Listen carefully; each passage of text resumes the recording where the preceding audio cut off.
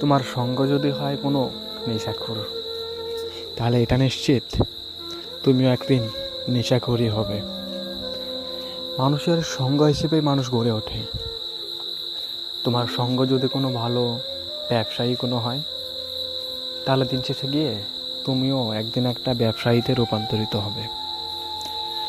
তোমার সঙ্গ যদি কোনো চোরের সাথে হয়, দিন শেষে গিয়ে তুমিও তার সাথে যোগ দিয়ে চোরই হবে। তোমার সঙ্গ যদি কোনো নেশাখোর, গাঁজাখোর, মদখোরের সাথে হয়, দিন শেষে গিয়ে তুমি সেটাই হবে। মূলত এই কথাগুলোর মানে হচ্ছে, তোমার সঙ্গী যেটা হবে তুমিও সেটাই হবে। তাই সঙ্গে বাঁচতে গিয়ে কখনো ভুল করো না, কারণ সঙ্গের মাধ্যমে তোমার জীবন গড়ে উঠবে।